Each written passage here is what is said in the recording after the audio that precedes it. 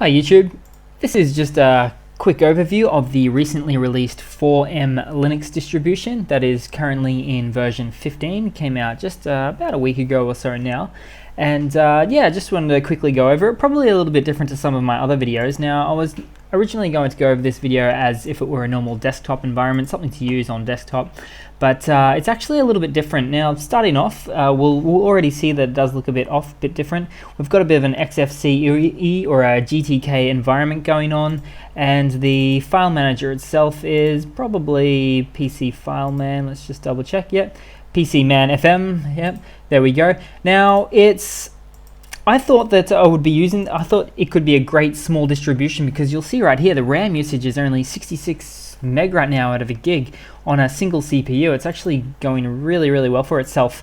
But the prime focus of this release, I would say more so, is more of a boot CD or a system rescue CD or USB these days. And the proof is in the pudding. We'll have a look at all the applications. So you just need to sort of left click there, just check out the applications, and you'll see a few things like here we go, partition. So we've got gparted already installed, we've got the smart software already installed, we've got backup utilities here as well already installed, we've got different sorts of recovery utilities here as well, CD utilities and so on, so forth, etc. Grab utilities as well.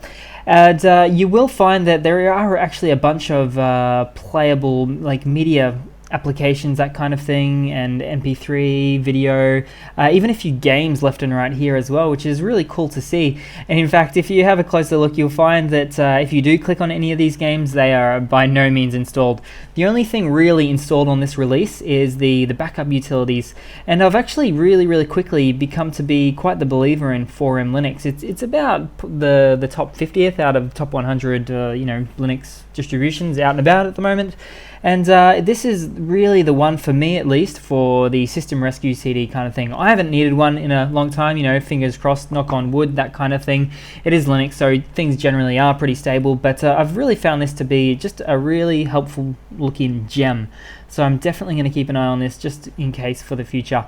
But that's pretty much it in a nutshell. I just wanted to sort of more bring it up than anything. So it's running on the GTK framework for the desktop. It's really small on the RAM, which is really fantastic to see. That's barely over 50 meg. That's really good.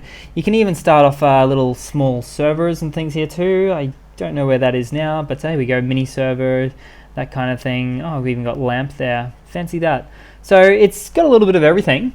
I probably definitely wouldn't recommend it as your main desktop distro release, for use on an everyday basis, but definitely something to have hanging around on the side. I think the download size was only about 370 meg, so really tiny, really, in terms of these days standards. It's also got the dock, much similar to the Mac dock up the top there, and it's got Conky automatically on there. I did not put that on there as I did on my Linux distro that you may have seen from time to time. It's all there, all ready to go, printing services, everything, as you can see. So yeah, just a quick overview, quick look at this one. Yeah, I hope you guys have enjoyed, and yeah, always something to be sort of aware of in the back of your mind if you need a system rescue CD and you actually haven't had one in mind for any time up until this point. Okay, cheers guys, hope you've enjoyed.